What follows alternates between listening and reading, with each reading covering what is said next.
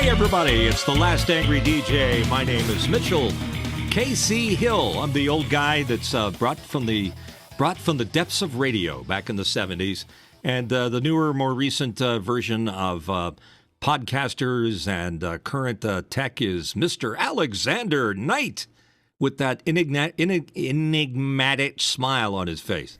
Where did that come from? Good to be here, Mitch. And you know what? People say I don't smile enough, and that's true. I smirk. I don't really like to smile, but it just makes me showing no teeth.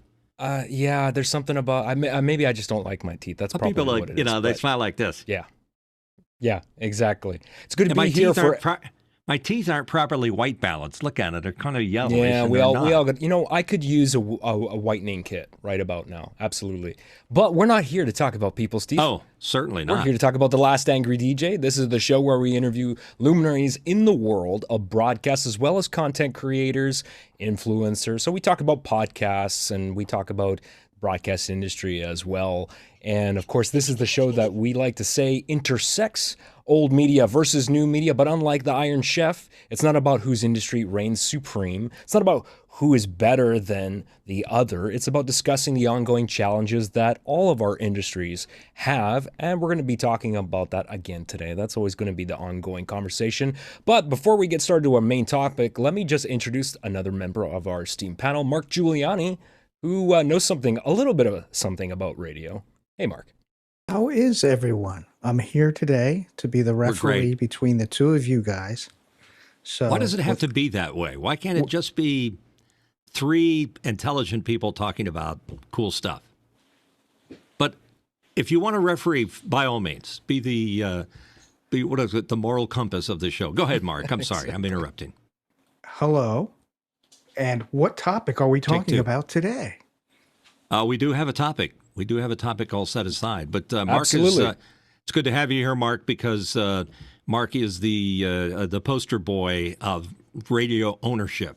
He has a couple of small radio stations down the Delaware Shore and WGMD, WUSX. Did I get that correct? Yes. The Talk of Delmarva. So you're a reference for what it's like to live in today's world of big conglomerates and small guys. You're one of the small guys, Mark. So that's the good news. So we'll be talking about that a little bit more later on. But today we have an interesting subject to get started, and it's an interesting. We'll call it. It is partially a disruptive technology. We're going to talk about YouTube. And the reason for talking about it, Alex will make abundantly clear, but I'm going to throw this over to Alex to kick this off because YouTube has had a huge effect on the internet, on social media, on broadcast, on television as we know it. It's much more in demand. It's kind of morphing what podcasts are becoming. Alex, why don't you kick it off and explain what YouTube is today and how it's changed over the 20 years that it's been around? Yeah, 20 years. You brought up the number. They just celebrated their 20th anniversary, and we'll go into a little bit about the stats. But yeah, I thought this was an interesting topic to talk about because, you know, I was kind of a late bloomer as far as utilizing a platform like YouTube, but it was a disruptive, and it is a disruptive technology, like you mentioned, Mitch. I was on it as just a passive consumer pretty much right from the beginning. And it's really interesting to kind of look back at the history of how that platform has evolved. Everything from the beginning. And this is actually an interesting stat. I didn't know that at the very, very beginning when YouTube launched, apparently, according to their article here, it started with 19-second clips. Can you imagine having to craft a video that was only 19 seconds, having that incredible restriction? Well, there was a reason for that, right? They had limitations on downloads and things like that. Sure, bandwidth. Absolutely. A lot has changed over the years with in 20 years in terms of bandwidth, in terms of storage.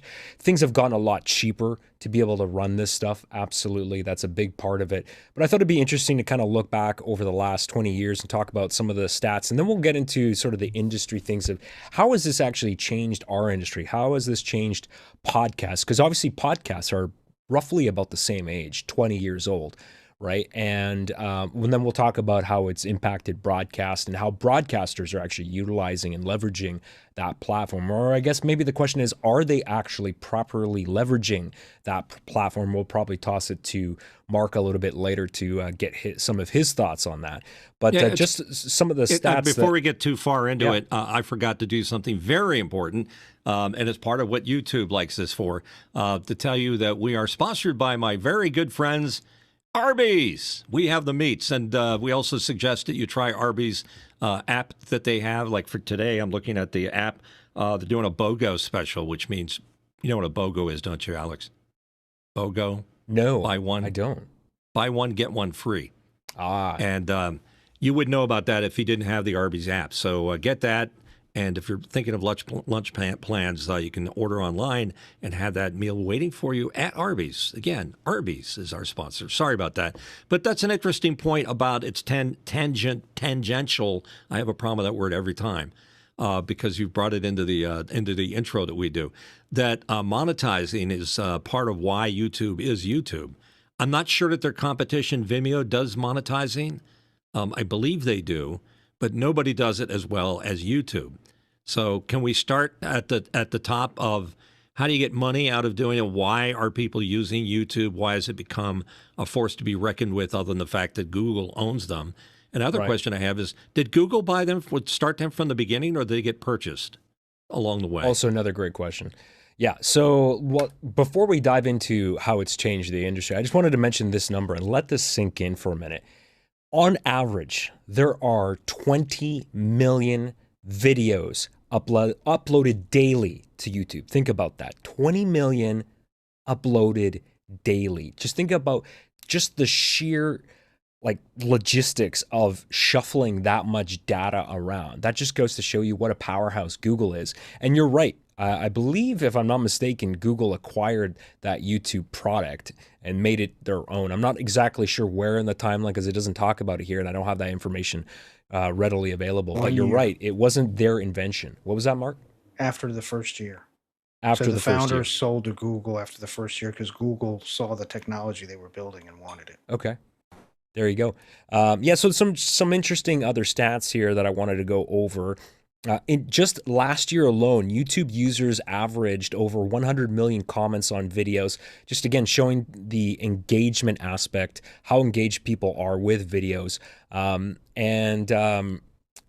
of the things that I wanted to spend some time on today is really talking about community. This is a topic that we've talked about on the past, and obviously that's creating a community is really important. And it doesn't matter if you're creating a podcast or if you're creating a radio show, creating any kind of show, any kind of content that you're putting out there into the world.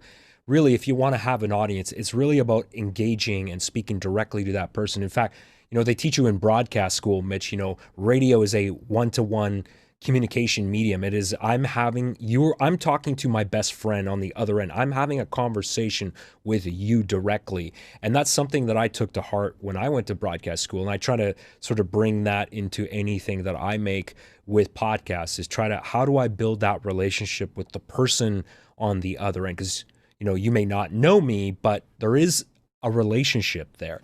And let me jump in here for a second. Yeah. Take it as we go. Technically, radio is one to many, but they do teach you in broadcasting school or wherever that you're speaking to an individual, and that's the way you should do it. Like, don't say, "Hey, everybody in Philadelphia." Right. It's like, "How are you doing? Did you enjoy the weather?" So in that regard, your technique should be one to one.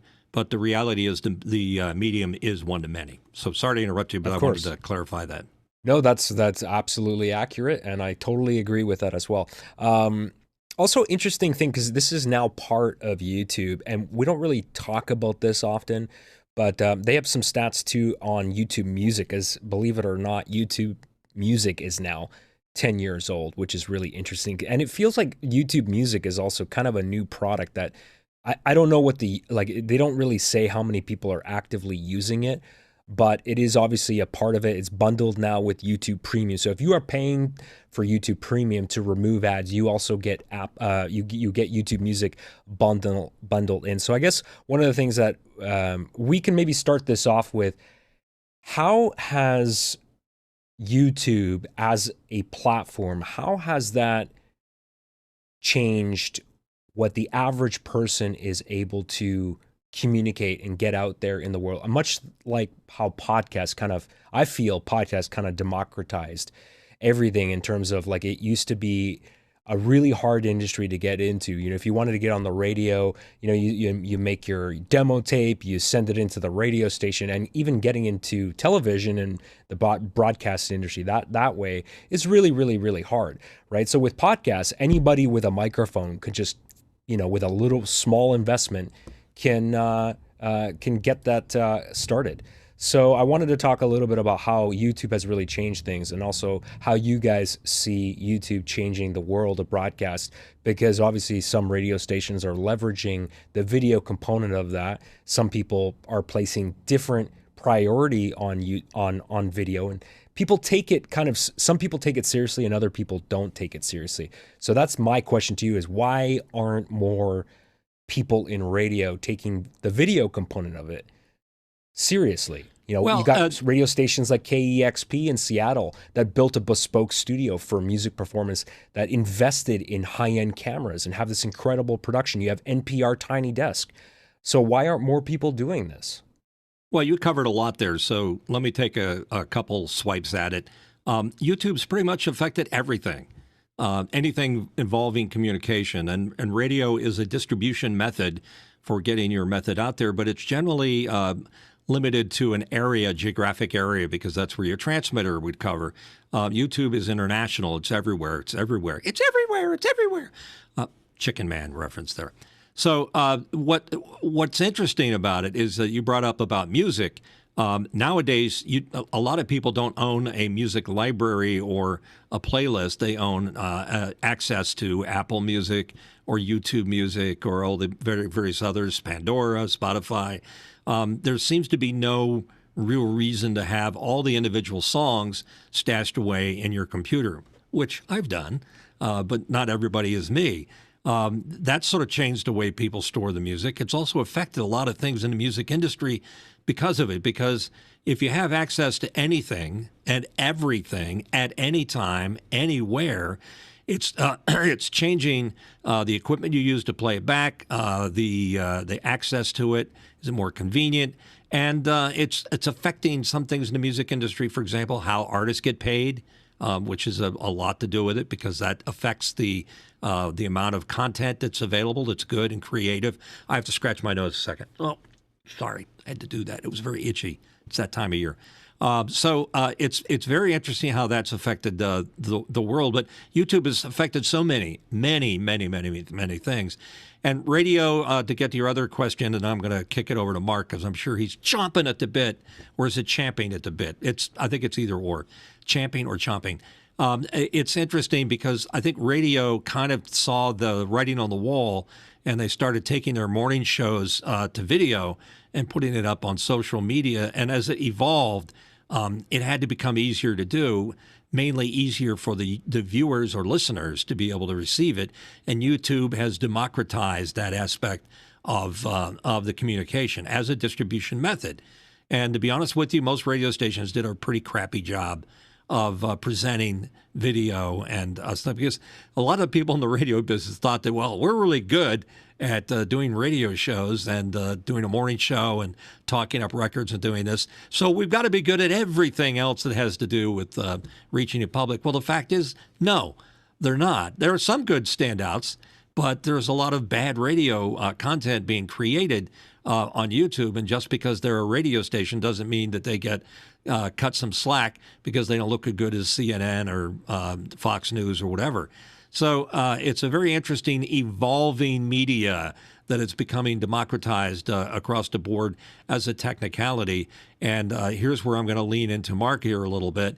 I'm not sure how comfortable Mark will be about talking about this, but don't you see some kind of a transition from traditional broadcast where you're just listening to things in a regional area to having a YouTube or some kind of streaming media component to it that you're building on? Are you hybridizing that, or do you think that it's going to be taking over what traditionally we used as radio? Mark? Well, let's take a step back. let's go before YouTube, and let's just talk about radio's history and the fact that the first tool for radio, I'm going to guess, was an AM transmitter, right? Yeah, sure. They Well, couldn't they actually, couldn't Morse get code, but they yeah, couldn't sure. communicate from one point and broadcast to a group of people without that hardware. And so then from there you went to a turntable, then to tapes, then to, you know, all the way up to what we have today, which is basically digital audio as a WAV file or an MP3 or whatever.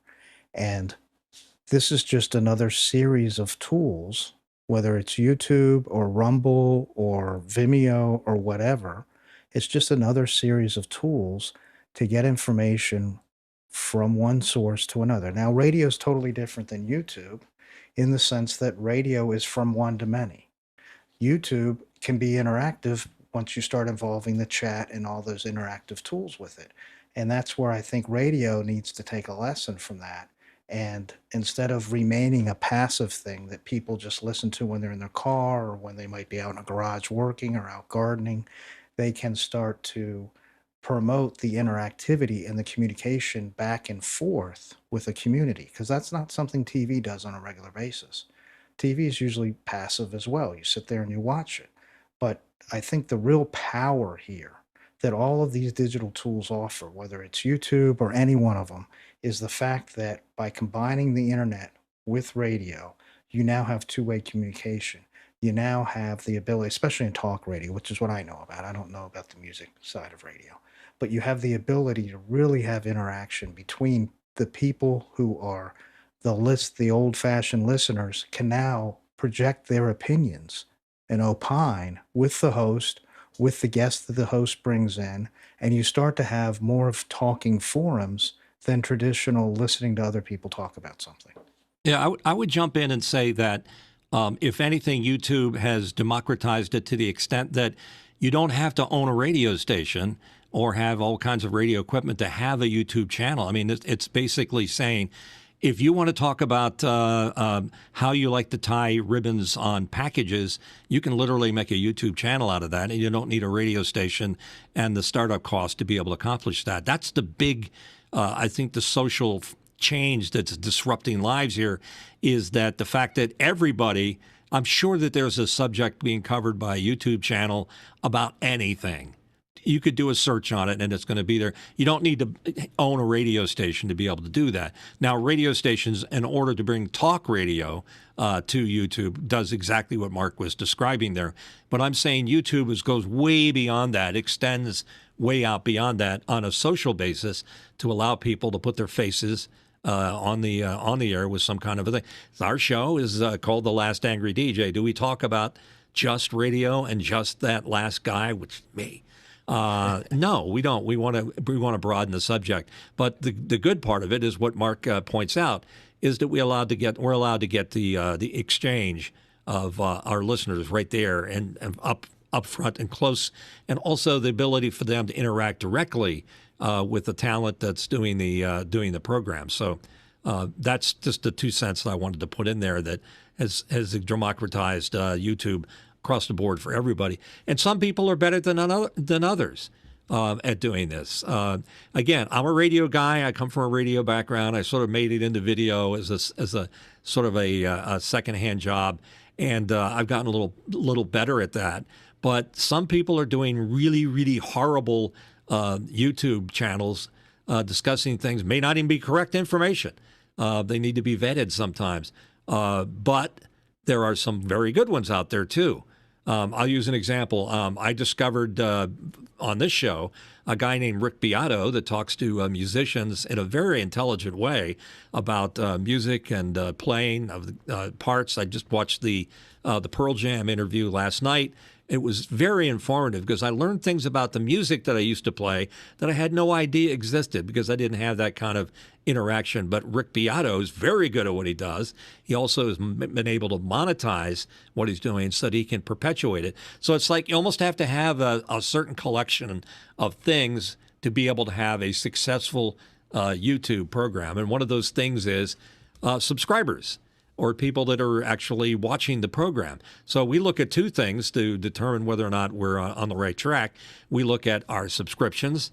And by the way, while you're there, if you haven't done it yet, please hit the subscribe button. I know you're tired of hearing that from everybody that does YouTube, but that's the main way that we can measure how many people are engaged with the program. It's also the main way that YouTube can determine whether or not we're a valuable resource for them. And at some point, we're going to get monetized by YouTube, or we'll be able to monetize ourselves. That's really cool. So that's the one piece of it. The other piece is every time you watch one of the shows that we've done, we record them live on Sundays, and then we put them up on the internet, and you can go there and you can hit it every time. So right now we have 193 subscribers. It may sound like a small number, but it's pretty typical of YouTube people starting up for the first year, trying to get to thousands, maybe millions. My Rick Beato example I just used, he has millions of people that watch him because he's that good, but he's been at it a while. He's been at it for like 10 years. So that's the cool part of it. And with ours, we get more listeners and viewers after the show has been shelved. Let's say we do it, Alex processes it and does his thing, and then it gets posted on our website. And then we can see that, that show had so many lists. For example, the most popular show so far statistically, and I'll leave exact numbers to Alex here, was the show we did with Cindy Drozda and Todd Raines, the wood turning program. I think we had 350 some. Also, the most views active chat during the live show we've ever had. I mean, it was just like constant text scrolling on the screen there. So, do you suspect that they brought some people with them when they came on board? Which is 100% one of the secrets of. In fact, they mentioned that they promoted it to their own wood turning circles, and a lot of those people jumped onto the live stream while we were doing it. So you're absolutely right. And Mitch, you mentioned one thing. I'm glad you brought this up about the just the sheer breadth of topics and the fact that you can really be niche on a podcast or even on YouTube.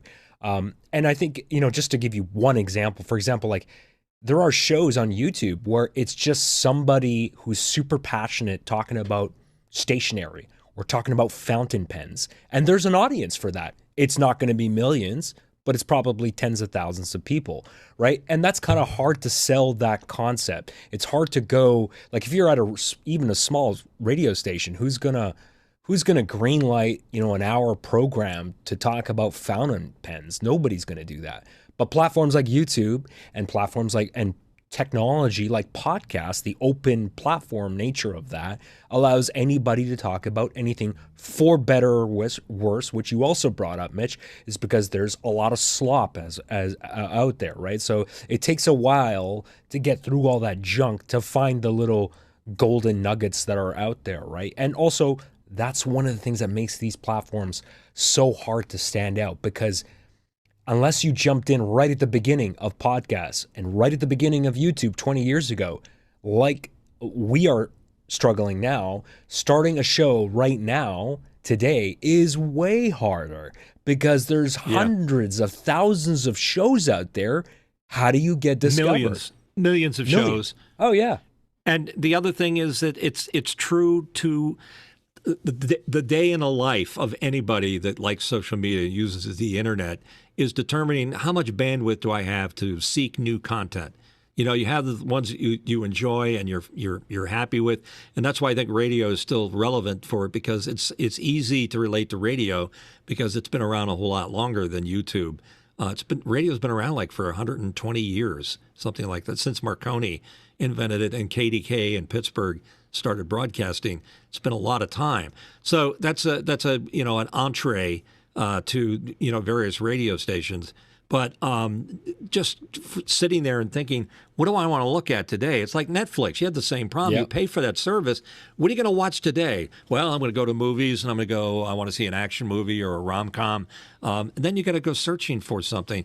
But you can be sure that there's a movie or a show that does exactly what you wanted to do. And then the happy discoveries of finding something and then sharing it with your friends, saying, I just watched a great series on, I just watched Long Way Around with Ewan McGregor and his friend Charles Baramo, I think his name is, that they get on these motorcycles and they travel over great distances. And it's like all of a sudden I'm like really hooked on that. And I'm not necessarily looking for that show. But Ewan sort of got my attention, and then I went from there. So it's like, how do you determine, who's the taste master, who's the aggregator that decides, here's what you need to look at. I didn't know Rick Beato existed until people started talking it up, and it was more than just one person. It was a bunch of people. So you go out there and you sample it and you begin to get. So that's the hard part that Alex is talking about here, is that we're at a point in time where there are millions of choices and a shrinking bandwidth or time that you can spend being able to look at these various things. Now, I've got a question back to you, and I'll start with Alex. Do you think YouTube's going to replace traditional podcasting? Do I? Well, it has for some people, in the sense that there are plenty of people that have started YouTube shows that call themselves podcasters, even though technically, and we've talked about this in the past, technically a YouTube show is not a podcast, because to qualify as a podcast is, it can be audio or video, but it has to live inside an RSS feed that gets submitted to a podcast directory like Apple, right? So, but lots of people have started and they're only doing shows on YouTube that call themselves podcasters. But is it replacing it? I don't know if I don't think it's replacing YouTube. I think it's supplemental.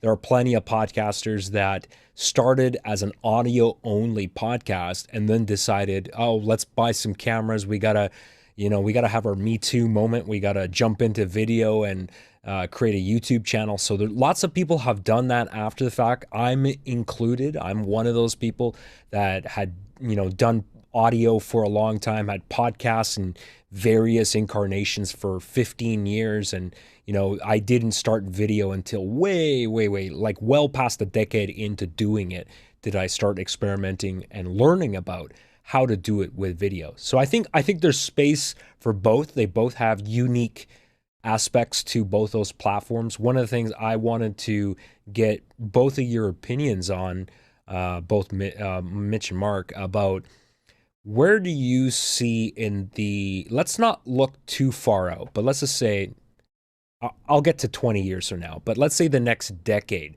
all right? So the next decade for broadcast, for radio, where do you see, you obviously have friends in the industry, where do you see this going? Do you see more of your friends in the broadcast industry adopting new technologies to create these online digital communities, to have that digital component, to engage with their listener base, find out creative ways to connect with that audience? And obviously, Mark, we've talked about this with you. You obviously are a great example of somebody who is leveraging new technologies that are web-based to do this. But what do you see your friends doing? Do you think we're going to see more of the kind of status quo kind of going along over the next 10 years? Or do you see more people building studios, buying cameras, like making productions look very much like this show? Like, I would love to see a radio show that actually looks like our show. Is that something that people are doing? Well, I would say that it's just another tool in the kit of tools. So, yes, people are going to utilize whatever digital tools they can to increase the number of viewers they get. But we have to remember something. If you go back in time, an FCC license, depending on what class it is, can reach a certain distance away from its tower. So you're primarily a local source of news, weather, traffic, music, community issues. So to take that information and put it out on YouTube, is the rest of the world concerned about local educational issues in that radio station's listening area?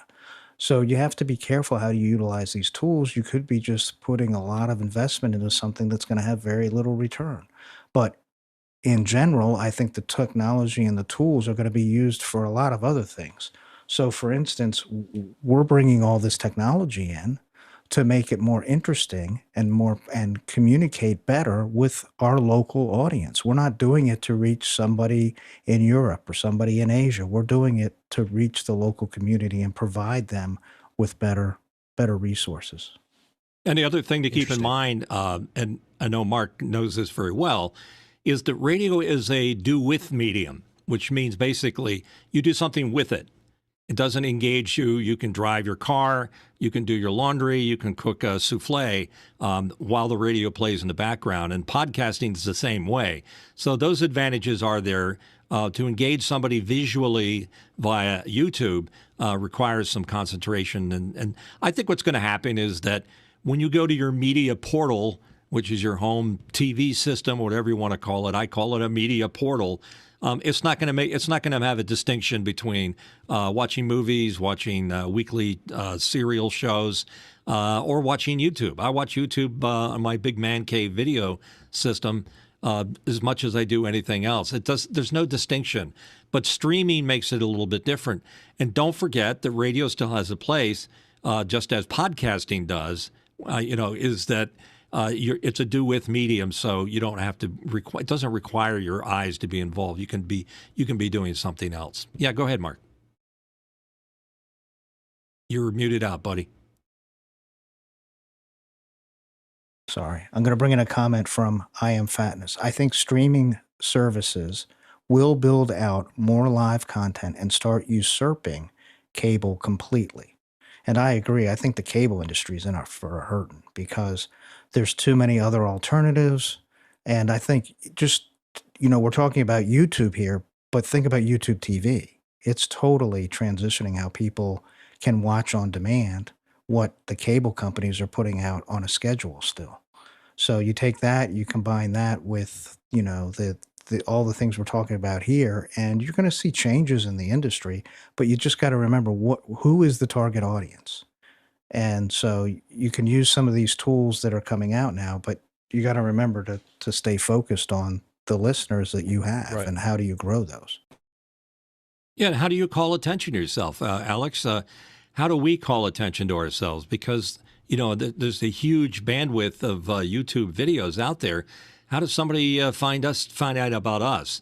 Do I have to do some weird stunt or pose in some kind of crazy cover for our keyframe? What is it that gets people's attention? You gotta look angry. Speaking of a show about an angry DJ, you gotta look angry on your. Yeah, I'm going to cut to Mitch's face. Look at that. Look at that face. That's the thumbnail right there for YouTube, people. We're going to freeze frame that right there. But yeah, you're right. It's hard. There are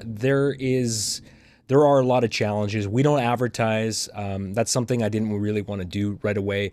I'm exploring opportunities for that. But, I think how we got this audience, though, is very much because we already were somewhat connected with a lot of the people that are listening and watching this show through our friends at Office Hours Global. So I think if we didn't have that existing community already, Mitch, if the two of us just started it without any of those people, I think we'd probably have like 10 people.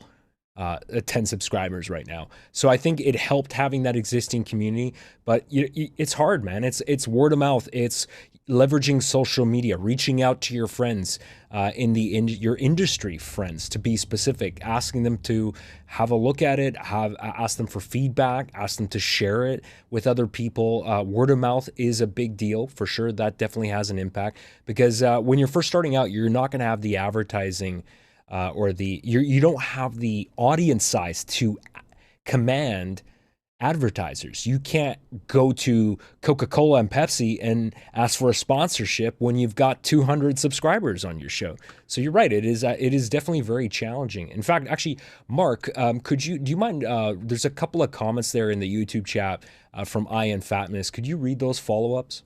Yeah. So I Am Fatness is back, and he says, I think streaming services will build out more live content and start usurping cable completely. The demand for the radio RF bandwidth will soon pay more than the stations that are being broadcast. This will force everything to go to streaming over data. And then he talks about Netflix and Netflix news, Netflix weather, et cetera, et cetera. Yeah, the idea of traditional broadcast TV was there were like four networks: ABC, CBS, NBC, and then some independent, might have been UPN or your independent station. They would play commercials. They'd play like 8 minutes or 10 minutes of commercials an hour. I don't think people are into that anymore. I think that's a dinosaur. I don't think people want to watch a show that's constantly interrupted by some kind of a message from Menon or Geico or Pepsi or whatever. It used to be natural, and you kind of put up with it. Same thing with broadcast radio. It's like we used to run 22 minutes of spots an hour. That's like almost every other record, if you're depending on the record's length. But I don't think people will deal with that. So to I Am Fatness's point, I think that's slowly becoming less and less an issue, less and less relevant, that streaming media is more, people are willing to actually pay to get what they want when they want it and have the option to pay a little bit more to get no commercials in it. I mean, I pay Amazon Prime to have less commercials. I haven't done it with YouTube as YouTube TV because I'm older and I just don't trust that yet as giving it all up. But I did give up DirecTV. I did give up broadcast TV on cable. Everything I watch is streaming on demand. And even things like TiVo or DVR is sort of being replaced by the idea that you can see anything you want, anything that was created at any time over the internet. So the internet being the major gateway to everything like YouTube, people are going to have to think of what they want to see before they actually see it, unless it's a regular program that they've gotten sort of hooked into. In our case, we have kind of a family that joins us every Sunday, and we do it live for them.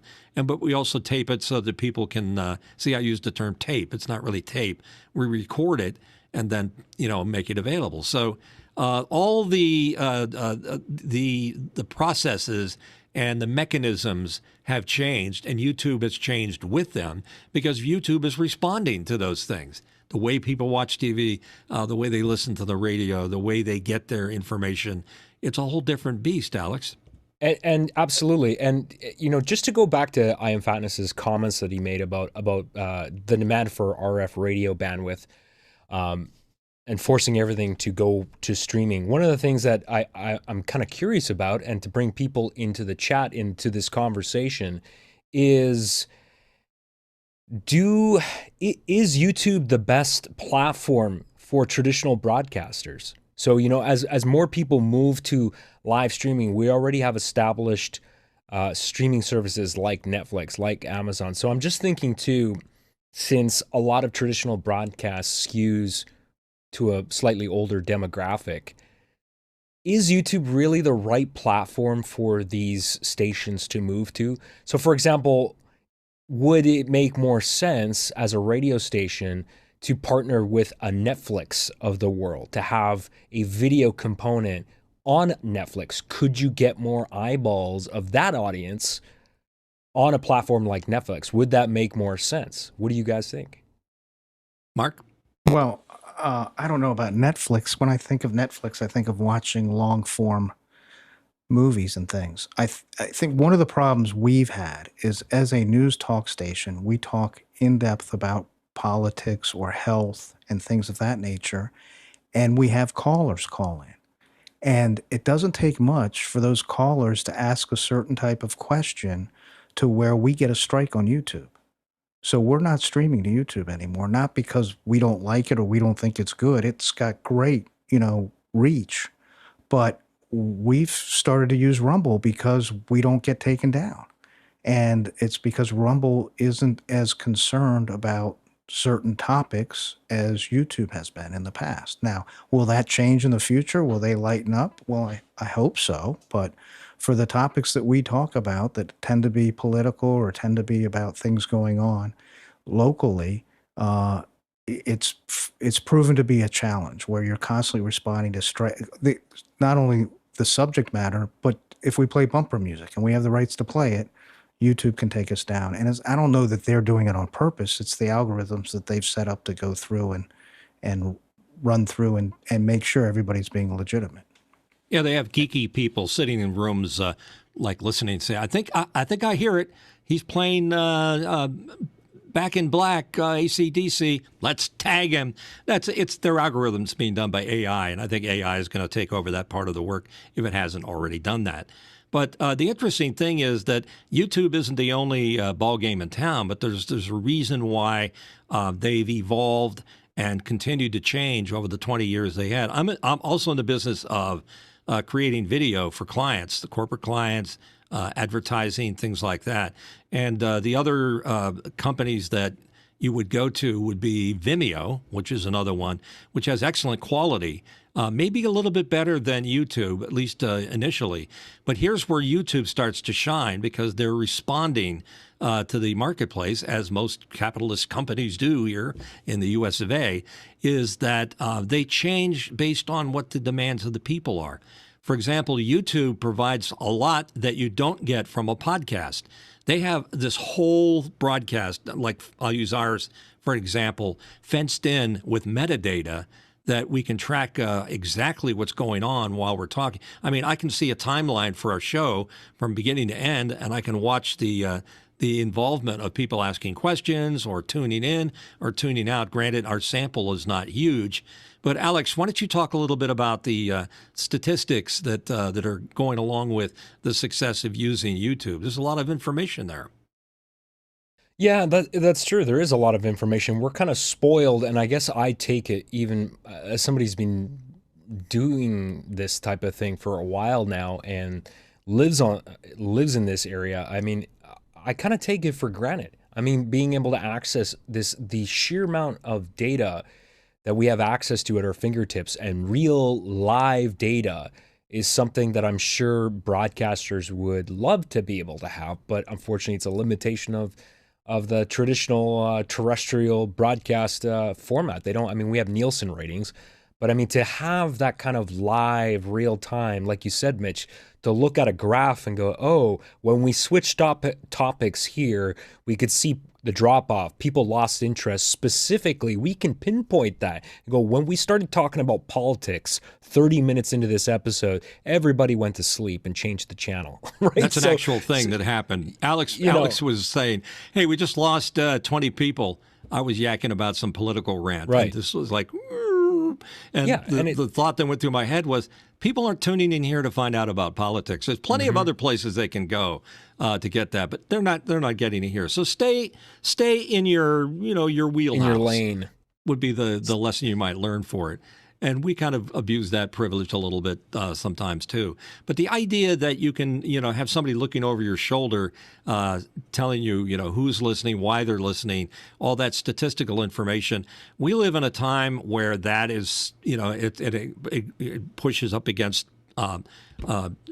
people's personal information and privacy rules. But I think that what's happened, there's a big hole in podcasting and vodcasting or whatever we're doing right now, where there's a huge number of people doing it, and there's also a huge reduction in sponsorships by large corporations, because what's happening is as the success of it continues, they're finding out that, well, we want to justify spending our money.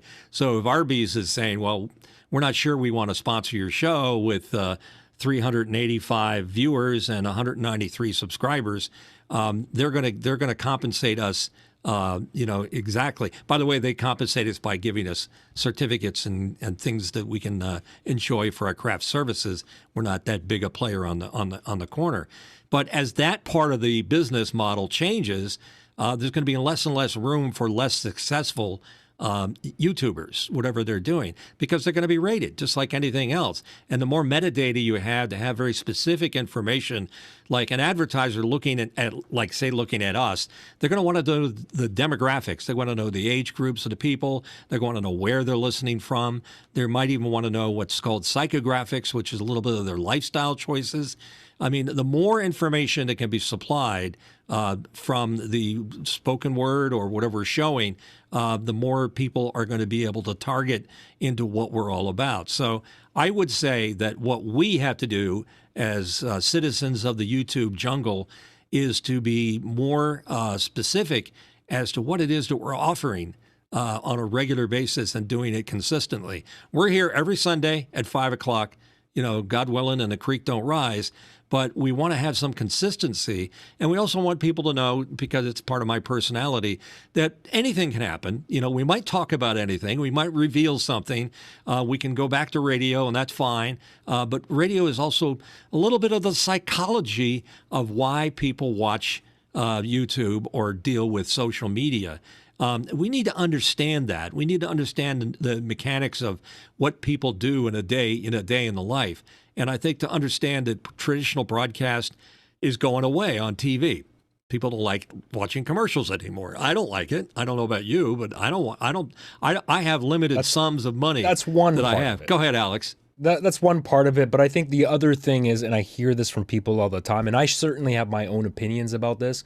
And look, I know some people in the chat here do live production, so I'm sure all of you can relate to this. But when I look at broadcast, all I see is really old design. I see old graphics. I see old cameras. I see flat, boring lighting. I just see everything looks old to me.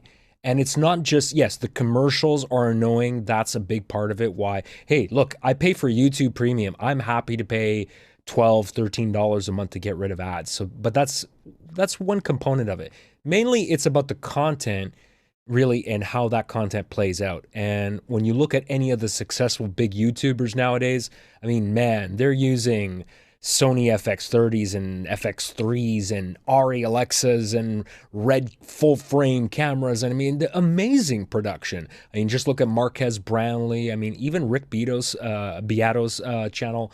I mean, these are people that do great production. I'm saying Beto now. You got that in my See, head, I got you Rich. started on that. Oh, God. But Sorry, anyways, Rick. amazing productions. And I think that's a big part of it. And young people are kind of hip to looking at that and going, that looks old. This is old production. And they have old pipelines that they cannot just, at the snap of a finger, they can't change these pipelines really easy. A lot of them still broadcast, their pipeline is 1080i. It's interlaced, and they're later upscaling it to 1080p because they invested all that money over a decade ago and it's too expensive. So they don't even have the money to upgrade. They can't afford Sony FX3s. They can't afford these cameras. So I don't know what's going to happen, but I don't know who really wants to watch breakfast television anymore. I mean, that's my question to you guys in the live chat right now. Do you still watch traditional broadcast TV? Do you even pay for for that, or did you cut the cord over a like decade Good Morning ago? America or something like that? The Exactly. morning Like, who shows? watches that stuff? The concept is old. Mark still watches it. No. What I was going to say was you're going to see TV jump to digital because they have gotten themselves stuck in this older technology that's, I don't know that it's analog, but it's just the last time they upgraded to something that has been surpassed already. So they've got satellites to worry about. They have trucks to worry about. They have all kinds of different technologies that would cost a fortune to upgrade. They're just going to go digital. And that's what's going to take off, is where things like YouTube TV and YouTube will take off, is the fact that these broadcasters, you already see them doing it. They've already started channels on YouTube that mimic what the old broadcasting was. But so I think a lot of what's driving this is going to be the increased technology that's out there. As you say, it's a different style, it's a different look, and people that are consuming this are going to want to see that more modern look, and you're going to get that from the digital side of it.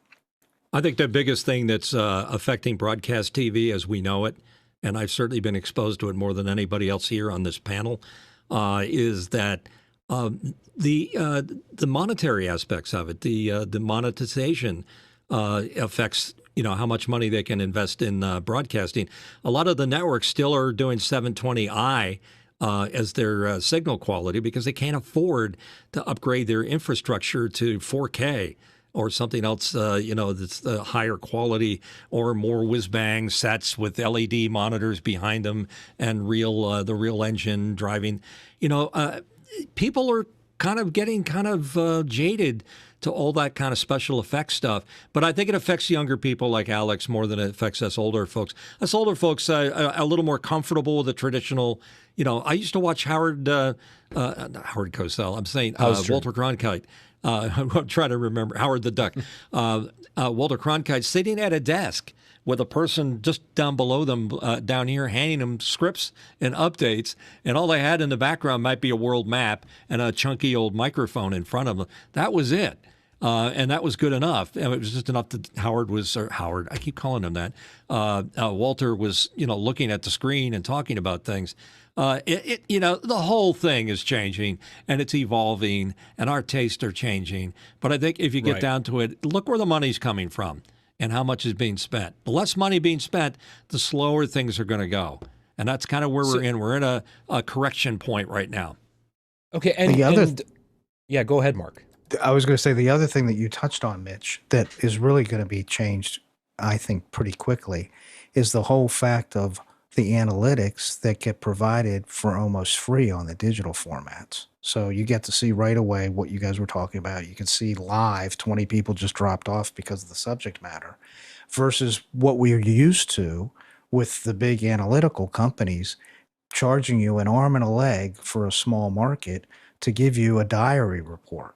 As opposed You're talking about Arbitron back in the day for radio. Right. Well, that would even have been today. at maximum 4 times a year, probably down where you are once or twice a year. Twice a year. That's it. And that's it's the only still time you got the info. it's still the old book, whereas in the bigger markets it's all digital now and they have very good analytics by comparison. But I think that's what's going to drive a huge change is the fact that people want to see this data that traditionally wasn't available. Well, people meaning advertisers that are spending their good money. They want to, target their audience. Yes. If they're going to go in there and say, well, what's my cost per thousand? They have to calculate, how much money they have to spend to reach 1,000 people on that particular radio station, which would determine how many spots they have to run. I mean, this is old hat to people like Mark here, who's selling his airtime on a station. But it's all based on who he can deliver. And what age groups and all of that kind of stuff. All the demos, and it's true. And the digital's proven to be far more expensive than what it costs to advertise over radio to get. I mean, we get far more impressions out of radio than what you do for digital. Sure. But people Mark, can you are jump in, enamored. check the chat, see how things are coming? I think we got a new one in there waiting for you. So more analytics have killed podcast payouts. Is from IM. Yeah, well, it's the truth. Well, I mean, the truth hurts. That's the way it is. The radio business. Sorry, Alex. I just wanted to finish the point. Is that when we worked on the radio, we were only as good as our last Arbitron rating that came out. So we would live the rest of the year when the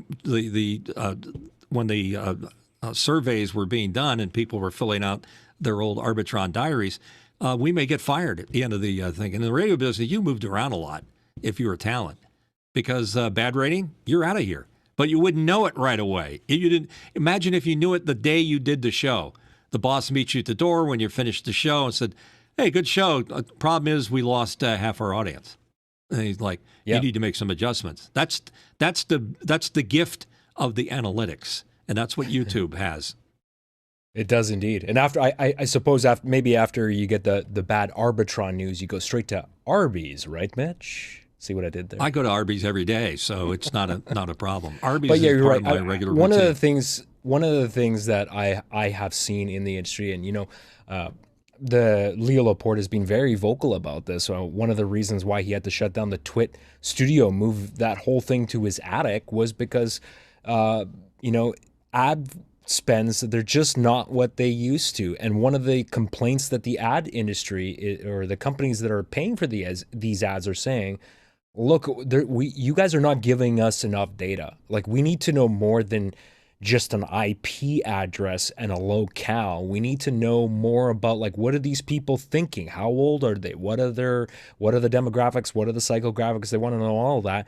And the fundamental problem with that is that the podcast platform was never designed that way. It is built off of an XML file. You will never get that kind of data. The only small change that was made a couple of years ago, which is on Apple's own platform is they now have their own proprietary analytics dashboard where they are now giving you access to more information. Like if somebody's playing a podcast, did they stop playing halfway through? So there's more information about play data, but we still don't really know that much information about that person. And that's intentional. That is because of privacy. And Apple doesn't want that.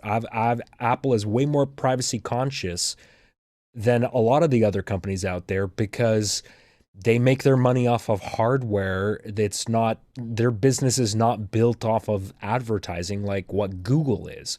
Right. So you just got to follow the money. So that's a real challenge. And look, I'm not saying that's not a legitimate request. I understand if you're a company, you want to know what the ROI is. You want to know more about, the listenership. And unfortunately, that data is just not there. And it's not, I'm not seeing any evidence that it's going to ever change. So if anything, I think we're going to continue to see a downward spiral of advertising, and you're going to only see big celebrities that have a built-in large audience do ads. I think a lot of indie podcasters are going to continue to really struggle unless they already have 500,000 to 1 million people downloading their podcasts every week. It's really difficult. Yeah, it's in the beginning they meaning the advertisers, threw a lot of money at podcasting because they saw the interest in it. It had a huge growth curve before it started leveling off. So all that money was being thrown at it, and they thought they were getting a great deal. Then they realized, no, we're not, and we need to justify that. And the decision makers had to have some kind of statistical information to base their expenditures on. And as that pie, the pie that of potential viewers and listeners got bigger and bigger, the slices got smaller and smaller. Because if you take that pie and you slice it down to all the available broadcasts, whether it's about shoelaces or whatever the podcast, what did I have for lunch? You have to, qualify and prioritize what it is you're going to spend your money on. Mark, you started saying something there? Well, yeah. So before I get to that, let me just talk. I Am Fatness is back. He says, ads will be managed by the ones who have the data. Spotify is now inserting ads for their podcast and can do it for YouTube post as well. So yeah, instead of agencies, it sounds like it's the people that have the data, that's kind of doing the opposite of what we're talking about. Instead of having to go to an agency to place a nationwide set of ads, you can almost do it as a podcaster now.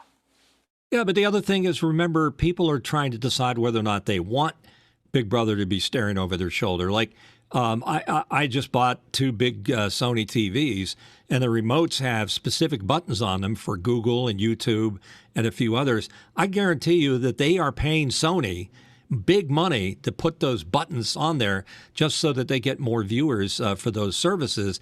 And I bet at the same time, Sony, in my particular instance, I'm sure they all do this, you have to decide whether you want to opt out for sharing that information on what you're watching, because there's a whole different level of information sharing that's going on that goes way beyond the fact that I have a TV and I'm watching Picard from Star Trek on TV. They might want to know, well, what's my age and why am I watching, how long, how often, et cetera, et cetera. So those are the things that are happening with YouTube, is it's responding to the pressures of the industry to be able to change and gather that information. So I think it's very important, the point that Alex started out with, that the metrics are pushing the market. Not so much the people. The people are a reflection of the metrics, but don't put the cart before the horse. This is all a reflection of society and where we're going and what's going to happen. And Mark, I salute you for trying to hybridize your radio broadcast with digital media to be able to bring the best of both worlds together so that it makes it a better product. And will that continue? We hope, for your sake, and we hope for radio to make the same decisions, because radio, if we let it go, if we let it slip between our fingers, I know I'm looking in the crystal ball here, it's going to become the telecommunications industry, the people that own T-Mobile and AT&T and all those guys. they're going to be grabbing those frequencies to do something for themselves so they can broadcast their own little nest of information. So if we don't keep it relevant, it's going to be taken away from us because, you know, Congress and the Senate works. I don't want to go on a rant, but they'll take it away from us. They'll take radio as we know it away from us. Well, I mean, maybe that's why I think of our companies as a marketing company more so than radio stations. Sure. Because we're using whatever tools we can to help local businesses brand and become bigger and better. And we do better when our customers get more people through the door and get more sales. So I think that's the way that we look at it, and we're looking at all the tools we can do to do that. But I have a question for Alex. If you were starting today instead of 15 years ago or 20 years ago getting into this business, would you bother with Apple Podcast, or would you go straight to YouTube? No, absolutely not. In fact, every day I get up, I really regret not jumping into YouTube. But like when YouTube first launched, I should have invested in a camera, and I had ideas at the time, and I never really followed through on that. And that was the biggest mistake that I ever did. I'm not saying I would be a success or I would be a huge YouTube star, but I think I definitely would have been further ahead than I am now. Absolutely. But it is where it is. I made life's full of decisions, and you make the decisions and you got to live with it. I agree with Mark. I think it's true. I mean, when I got out of radio some years ago, it's like over a decade ago, I kind of, I do other stuff. I do like motion graphics and video production for corporations and pharmaceutical companies. But other than that, I've had people say, hey, Mitch used to be on the radio. Why don't you do a podcast? At that time, that was the big push. And I was thinking, so do I do it just because I need to do it? People are telling me I need to do it. Do I have anything relevant to bring to the table? And that's what kept me out of it, is that I just didn't have anything that I thought to bring that would make interesting viewing. So what got me to start doing this as a YouTube broadcast and a podcast is the fact that I think we're kind of exploring some areas that we haven't touched on before. So that's a good run. We would love to know what happens in the next 10 years with YouTube. I'm sure it'll be driven by what the public wants to see. Anybody have any last-minute comments they'd like to make before we wrap up this conversation? I think that this is, for me, I'm glad we talked about this, and we're going to continue to talk more about this because things are just evolving at such a rapid pace. And one of the things we didn't even get to, we don't have time to talk about it today, but we've talked about in the past about how AI is impacting the industry, and so we're slowly starting to see that technology really change the way everything is getting done, and I have certainly concerns about how that is going to affect all of our industries going forward. In fact, I'm conflicted because I use the tools almost every day, and there are many aspects of it that I find really, really useful that are making me more efficient in our job. But I'm also concerned about what is that going to do for the podcast industry and broadcast industry. Is it going to turn everything into slop? Are we going to have just AI-generated podcasts, AI-generated YouTube shows, all this just crap content out there, right? We'll see. Well, there was a station I read somewhere, I can't remember where I read it, but there was a station in Europe that went fully AI announcers, AI everything. And within 2 weeks, they were shutting the doors. So people picked up on it right away. So I'm not saying that AI is bad. We use AI all the time to generate ideas, to help improve ideas, to run things through there. But, you just have to be really careful about how you use AI so it doesn't drive people away. Exactly. AI is a whole different conversation that we don't have time for here. I think it's a useful tool. That's all I could say. It's a tool. Don't let it take over your life. Don't give everything away to it. Just make it a useful tool. So thanks again for watching and commenting. We appreciate the subject matter. Alex suggested this as a conversation. I think this is like two-part conversation. But next week we have our friend Tom Birch, a returning champion who owns a bunch of radio stations down south and also used to have Birch Entertainment where he used to do ratings and statistical information before he sold that off and owned his own radio station. So that'll be an interesting conversation to have again back in the saddle with broadcast radio ship ownership and the hassles. I'm sure Mark and Tom will have a lot to talk about. So that wraps up another episode of The Last Angry DJ, brought to you by Arby's. We have the meats. There's our sponsorship, and we talk about the Arby's app as being a great thing to have. Alex, how do people reach out to us to make suggestions?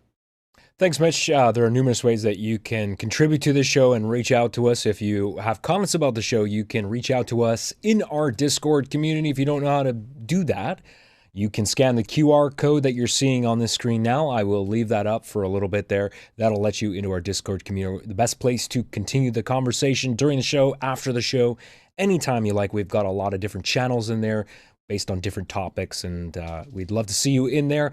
Also, you can follow the show on social media at The Last Angry DJ on pretty much all platforms as well. We have an email address if you want to send feedback the old-fashioned way.